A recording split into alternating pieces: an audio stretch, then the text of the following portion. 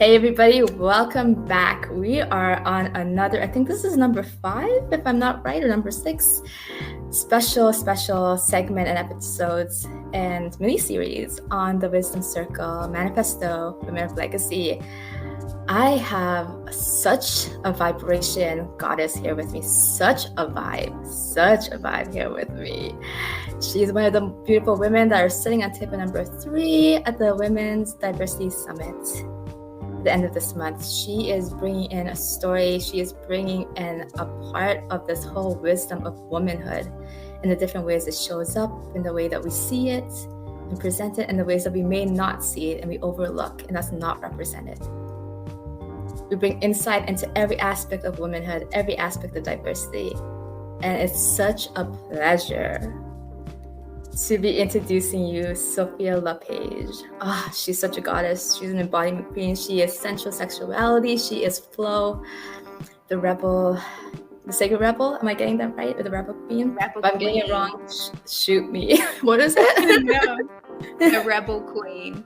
The rebel queen with a cause. And that's what I love. I love this edge. I love this rebellion, this rebelness in her.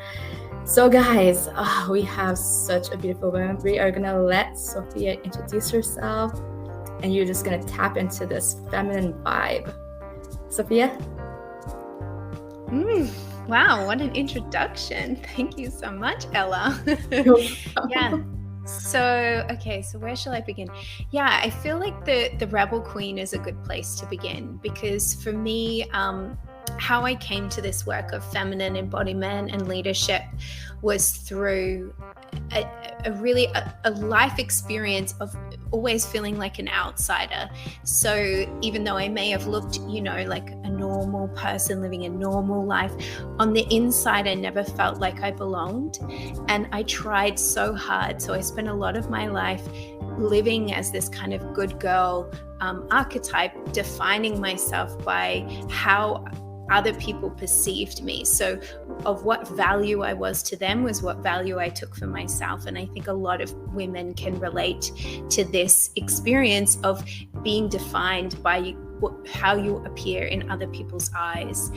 And that led me to kind of living this very expected sort of white picket fence life. I got married in my late 20s to my sweetheart who I met when I was 21, and we had this really nice friend group, and we were doing all these very normal things, and I just felt so suffocated. I felt so dead inside. I felt so numb.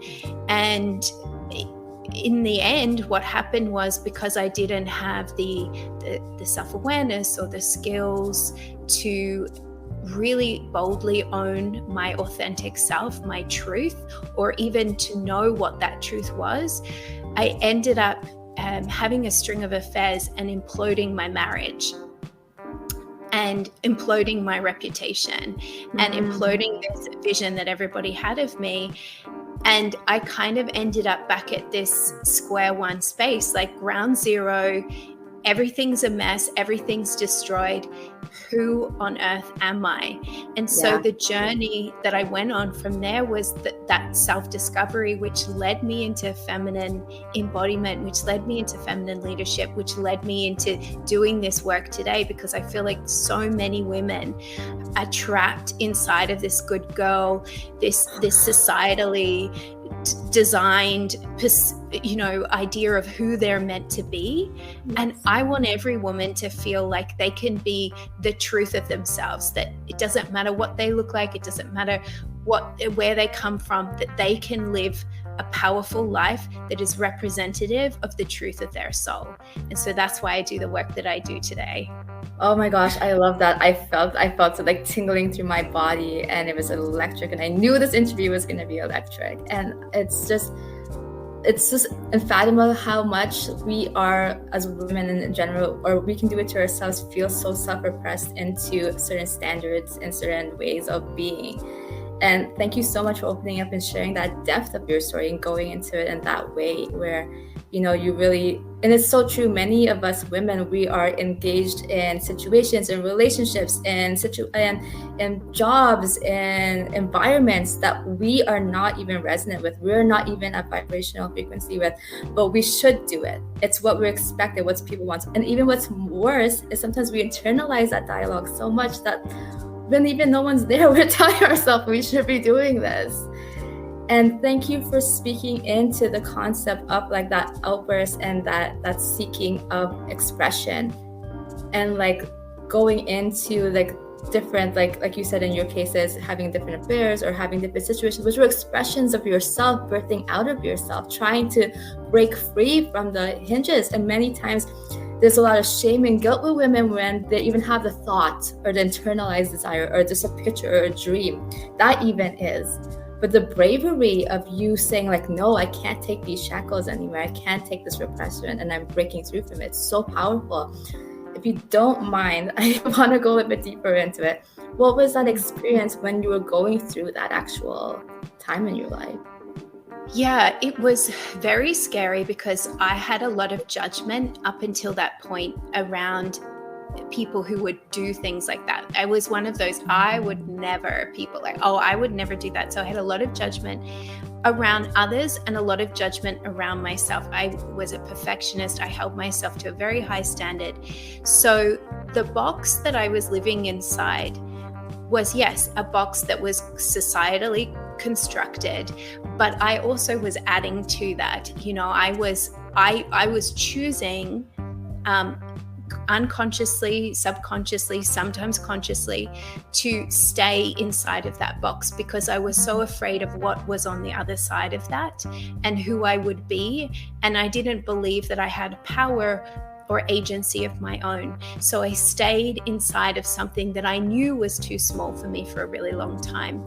And so what I learned on the other side of that was that if you stay in something that is not aligned or a right fit for you, beyond the point where you realize that it's no longer aligned or a right fit, your soul, the universe, whatever, will conspire to create a sort of like a natural disaster, right?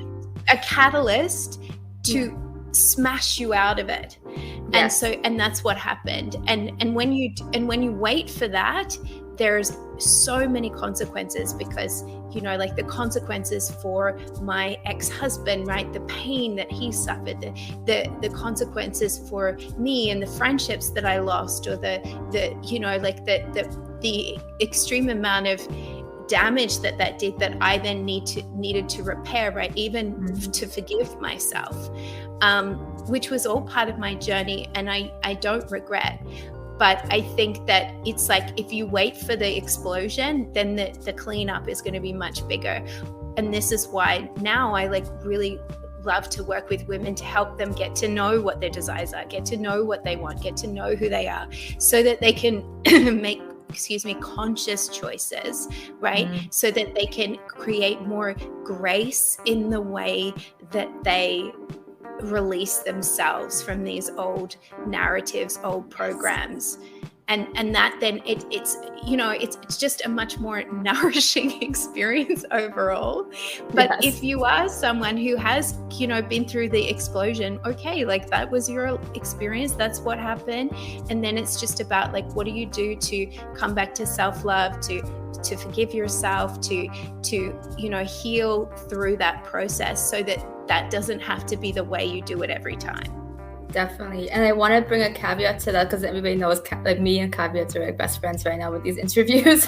But like with what you said, and you were talking about like not waiting, like being so conscious or just so aware. I'll use the word aware because the audience, and I think bringing focus and attention to your feelings or why you want to do something, or if you feel any kind of trigger, any kind of misalignment or tension or frustration, to actually approach it and be really honest, and not like that judgment, not having that judgment and that kind of like, oh, shame or like, oh, you shouldn't do it. Just really sitting with it and being like, this is a possibility. What am I afraid of walking through it?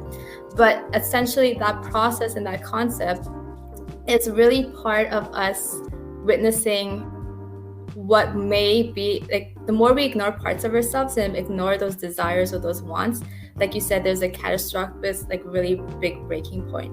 But some of us, we're so busy, or we're so imposed on by society or by our environments, that it's harder to do that. It's hard to see it. So that's why it's so important to situate yourself with facilitators and mentors and coaches that allow that reflection for you, or set aside time. It may be harder for some because of their environments, and that's okay. We really step into it, or just by never being exposed to certain practices. So that's why we really want to connect into rooms where diversity is available, so we can awaken our different parts that we've never looked into, we've never paid attention to, we've never stepped into, and really awaken those parts.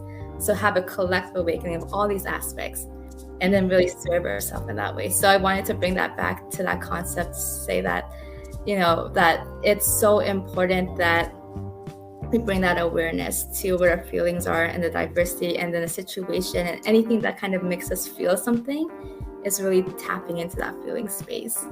And that's desire. And it's always desire. It's always going to be a feeling, is always a desire, whether it's repressed and not seen, or it's surfaced and it's being expressed.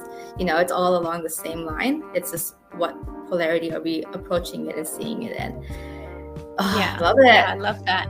And I think that, just being curious about it, like when we get out of the judgment space and get more into the curiosity space, that's where we really find out what's underneath it. Because sometimes you don't need to blow up your whole life to make a change. Like sometimes it can just be something from within. And also something that I think is really important to bring into the space as well is there is so much, like we are so blessed to have access to the internet, to social media. There's so much free content out there. Like when I was going through this time in my life, which was now, like, I don't know, like 12 years ago, there wasn't the resources that there are now. And so I had to go out and look for it. I had to spend a lot more money. It took me so long. I ended up, part of my journey was, I was living in London, leaving London and traveling the world and going to South America and like living with shamans and going into the wilds of the wilds, like way off the beaten path, to try to find the teachers who could share this wisdom with me, who could help me to find myself. And that is certainly not the path for everyone. And I think that a lot of times, people or women can feel like, oh, but I can't just leave my job. I can't just go, live in South America for 6 months. I can't do all those things. So therefore, what can I do? And it's like, you don't need to do all that stuff. I wish that there were coaches around like this when I was in that stage, so I could have stayed home. Yeah. Like we did it the hard way, so you don't have to. Like you don't want to do it the hard way. It's not easy. It's not a very glamorous thing as it sounds. I wish there was someone at home that I could have leaned into. That would have been much easier. It would have been. It really would have been. Oh my God. Yeah, I know people think it's really glamorous, but it's like, it's not at all. It's like really, and that's the thing. Like if we're not careful with the grace and stuff like that, like our transformation could be traumatic as well, because we were so not listening to the inklings and the nuggets and the little droplets and the cues. And it's okay. Sometimes we are so distracted, or we're so ingrained into our day-to-day life or our old process or the environment we're in. So sometimes it's really hard to break out. So there's no judgment on that. But like when we see now, we have so much resonance, or we have so many people in society that are giving opportunities for these spaces and this information, we can just kind of start using those resources, and it really helps. So if anybody thinks that this lifestyle is glamorous, please don't stop. It's a bit of a rocky one sometimes.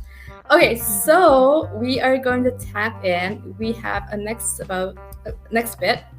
So you guys who have been watching the series and you guys know the routine, we are on to the fun. Well, the whole thing is fun. I always say this, but this part is so as you guys know, I've asked all the women for about 3 to 5 questions. Sophia has given me 5. I'm only going to share 3. Ooh. And then in this time period, As you all know, I hold space. I'm not supposed to say anything. Hopefully my body language doesn't give out much. I'm very expressive in my body, so hopefully it doesn't. But we're just really just tapping into the space of what the roundtable, the energy, the vibe, the feeling of the roundtable, and Summit as well a little bit. We're just going to hold space together, and Sophia is going to share the answers to the questions. After that, we're going to go into some fun things and chat about that. Are you ready, Sophia? I'm ready. You're ready. Hit me with it. Bring it to me, baby. I love it. Okay, awesome. All right, okay. So question number 1. What is one thing you want your audience to know about your teachings that they might not know?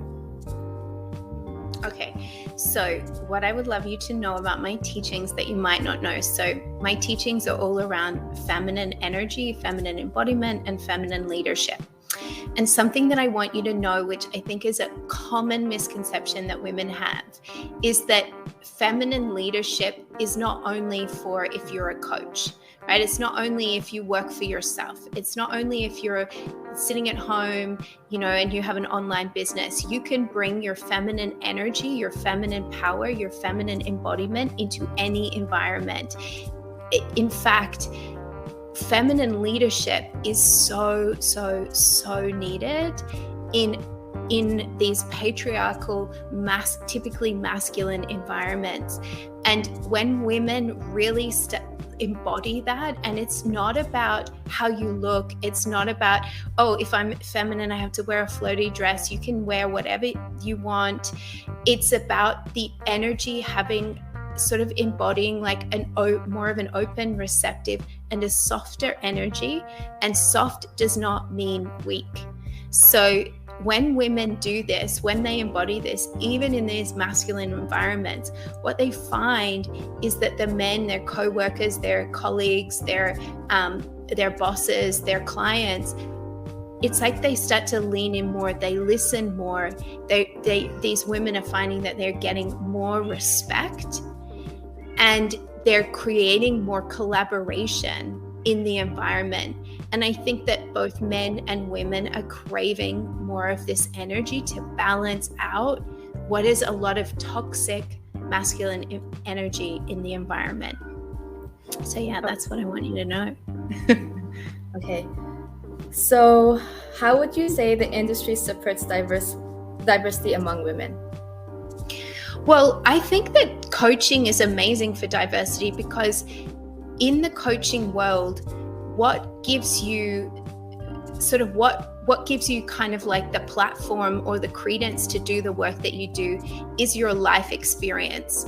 So that automatically starts to level the playing field, because in a lot of other industries, it's about where did you go to school, what did you study, all this kind of stuff. And we know like how much education costs. We know like the ridiculous, it more and more becoming inaccessible for people to go to university and do all these sorts of things and get these kind of slips of paper that tell them that they're allowed to now do something.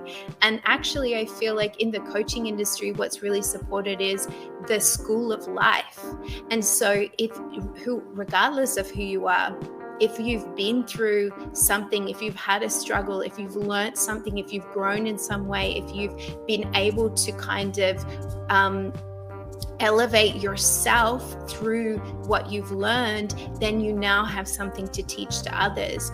And also the beautiful thing about it is that there's all different levels, right? It's not like you have to be the best of the best of the best in order to have something valuable to share with someone else. So at every level, at every stage of life, you have a gift to share. And that's how I feel like diversity is supported within the coaching industry. And I love it. Perfect. All right. So the favorite one among everybody. Okay. What is your dream for women in the coaching and mentorship world and industry? My dream for women inside of this industry is that we let go of comparison. We let go of this competition, this need to be the best, and instead we start to celebrate our own unique special gifts and celebrate the unique and special gifts of other women and start to collaborate with each other, because there's so much space. There's space for us all. Like, we don't have to compete. That's my biggest dream, because I feel like sisterhood, creating sisterhood, is what really is going to help us create like a whole different world. That because all this competition, this comes from the patriarchy. So collaboration, this is what the spirit of the feminine is all about. And this is the beautiful golden opportunity that we have inside of coaching and mentorship to really truly change the paradigm that we all live in. Yeah. Ooh, juicy, juicy, juicy. Love it. Okay. All right. That question always gives like such a vibe, such a vibration. I love it. All right, guys. So like I say in every of these episodes, if you're feeling, that means we did our job, right? You're supposed to be feeling. Feel into your body, breathe in, take care of yourself, do what you need to do to feel into that more, tap into that, and feel that ignition of possibility and power and energy inside of you. This is what this summit is about. It's about you feeling into every aspect of woman through that diversity and then making it whole inside of you. So with that power and that energy and that intention and that desire, we're going to expand on that with some fun things and some playful things in addition to all the fun we had, because this is all fun. I know you guys always hear it, because whoever listening to this, like the 6th episode, they're like, this girl always says it, but I genuinely mean it. It really is fun. It's so fun, you guys. You know it is. All right, so we are on to, so as you guys know, I have asked all the women for songs for their theme of their life. And I personally, I think if I was putting a song in the playlist, like this is the song I would have put on, because I have Bibled this song for like 3 years straight. Everywhere in the world, I'm like singing this song out very loud, and I don't care. So some of you, it's true. So some of you may know this song, and some of you may not. But if you do not know this song, please make sacred space. Like, I would even go as far as saying, set the intention to be in sacred space and put the song on. Like when you're in prayer or in meditation or whatever the case is, like really do that with this song. I know I haven't said that with the rest of them, and you can do that with all of them, but this song, just take the sacred time to really go in with the song and really feel the song and be with it, because this is one for the books. All right, love. I'm not even gonna tell them what the song is. You are gonna tell them what the song is, because usually I tell, but I'm like, nope, Sophia, baby, you're gonna tell them what the song is. Sure. Yes. So it's Light of Love by 𝙏𝙝𝙚, and it's one of my favorite songs. Exactly how you described it is how I feel about it. It's the song that I love to play and sing to. I think it's a really powerful song to sing along to, even if you think you have like the worst voice in the world. There's something about the lyrics, I feel, that calls us back into ourselves, calls us back into our power, reminds us like how we already are all of the things. Like, there's no need to go outside of ourselves at all. It's all already here. And this is the song that I use to call me back into myself, because, you know, I'm human, we're all humans, and we all have those moments where we start, like, you know, things come up or whatever. We're like, what's going on in my life? And then this is the one that I play this, I sing this, and I'm like, oh yeah, I remember now. Everything's okay. I'm just riding a wave, and it's all beautiful. It's all perfect. So yeah, I'm excited to share it with all of you. Yeah, I love it. Definitely, guys, really sit down and take it like intentional space with the song. Do it. You won't regret the experience. All right. So, as you guys also know, we're doing an amazing contest. We are Sophia is giving away an amazing gift for the woman that shares most of her, all the work that's associated with the summit as much as possible. So whoever gets the most tags and is able to tag Sophia in the most of the posts and all the sharings of all her juicy things for the summit, all the juicy things happening, they get to win one thing. and Sophia is going to let you guys know about it. But before we do it, the hashtag that you're using to share out her content, so this is like her post, her social media, this interview, this podcast, we're going to have a podcast version of this, her graphics for the summit, and then inside the actual event, we're going to have some really cool things that you can share out outside of the summit, into the social medias, all of that. You're going to be tagging hashtag feminine biz, and then also her social media handle. Oh my god, Sophia, it is, so what is it? I'm saying it wrong. Is it Rebel Queen or is it?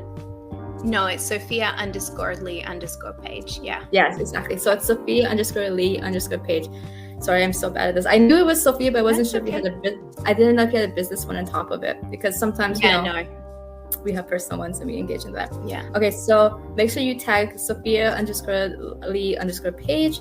You do hashtag feminine biz, and then you also have to tag so we can keep track of it, and it qualifies it into diversity.roundtable onto it as well. And the person that is able to share out the most, and we are counting it, we are taking care of this, guys, we are serious about it, we have an amazing gift. So, it's a bundle. I love these bundles. Bundles are amazing. Okay, so I'm gonna let Sophia talk about it in more detail. I know what my take on it is, but obviously it's your offer, so you're gonna have to go into it. I can be like, but I think it's gonna be quite transformational. That's why I can tell. So it's the Rebel Queen Kundalini Dark Goddess bundle. Ooh, fire. Ooh. Would you like to tell the audience? Yeah. Sure. So Rebel Queen Dark Goddess bundle. So Rebel Queen Kundalini is a version of Kundalini yoga that I created. It's actually an erotic movement class. So it combines all of my favorite things. It's actually the foundation of my own embodiment practice. So it includes, we do erotic dance. There is these beautiful juicy moves to like open up the spine and the heart and the hips and the womb and the sacral chakra and all that kind of stuff. Get you feeling really activated, really juicy. There's breath work to circulate your sensual energy. So at the end of every class, you feel more centered in yourself. You feel more open, more sensual, more radiant, more magnetic. And the Dark Goddess bundle, there's a bunch of different bundles that I have, but the Dark Goddess bundle is working with the archetype of the Dark Goddess. And why she's really important for us as women is because inside of that, we get to reclaim a part of the feminine that's been really pushed away. So the dark feminine is the part of us that has those really strong boundaries, that stands for her truth, that really owns also like her sexuality and her sensuality, that owns her emotions, right? So it's when the feminine isn't only soft, the feminine is also the fiery truth. So this is what we get to explore, some of that darker edge, to reclaim that so that we can feel more whole in our expression of our feminine. So it's super juicy, super sexy. And I'm excited for whoever gets to experience this. It's actually my most popular bundle on my core store. So it's got the most sales out of all of them. So obviously women are really loving this bundle. I love it. I don't want to because I feel like if I only touch upon my feelings and dimensions about this, we're going to be on here for another 10 minutes or another 20 minutes. I feel like if I do that, that's what's going to happen. But I just want to I'll just leave it as that. I'm going to leave it the mystery for everybody to really engulf and go into. But whoever's watching this can see the vibe and expression within me. And one thing to know about me is I'm a talker, but if I'm silent and you're seeing a lot of positive reactions, that means truly I'm blown, it's speechless. And that's a big thing when I feel speechless. So take that, guys, as a really positive, I'm dead serious. It's a really positive thing.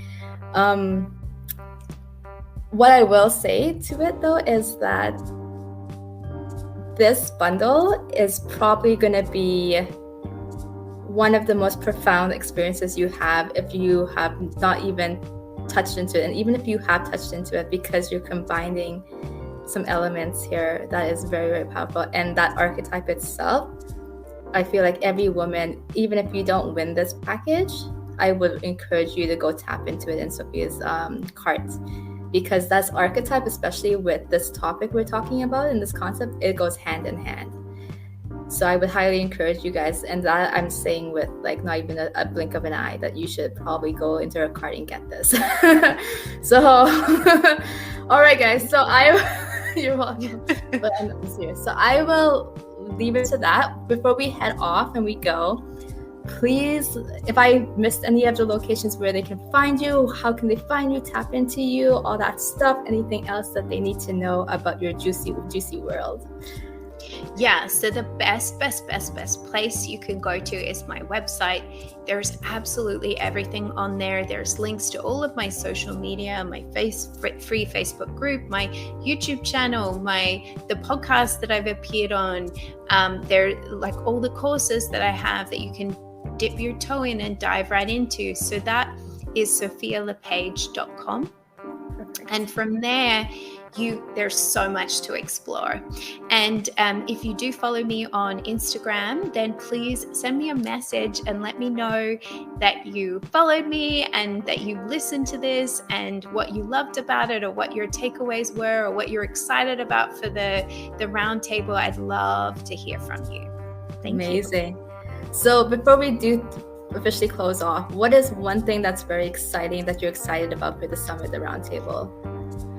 I think I'm excited to hear all the other women's perspectives. And I think that this is a really important conversation. And like we were talking about before we started recording, diversity can mean so many different things. So I'm excited to see and hear and learn from all these other women about how diversity has shown up in their lives. And yeah, just to be there and participate, it feels like such an honor. So thank you for inviting me. Amazing.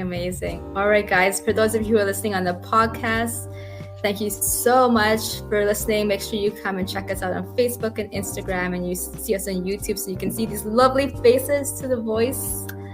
For those of you who are watching us on the platforms of Facebook and Instagram and YouTube, make sure you jump onto that podcast. It's a whole different transmission and vibe when you see the face and you hear it, and then you just listen to the voice. Two totally different transmissions and experiences. So indulge and feel both of them, because I'm telling you, juicy information will unfold newly and really come to you and land in different ways. So allow that to happen. We are so excited to see you guys in the roundtable and the summit. It's the end of February. You can find all the information in the link bio at the top or bottom, wherever you are. It is around here somewhere. And for those of you who don't know where to find me, ELLA SOPHIA Lasareth, you can find me on Facebook under that same handle. Then you can find me on Instagram at SWA Soultions, as well as my private Facebook group, as well as my business page, which is High Performance Spirituality, the Wisdom Circle. So guys, I will see you guys in the summit. Thank you, Sophia, for being here. It was such a pleasure. And I will chat with all of you guys soon. Bye.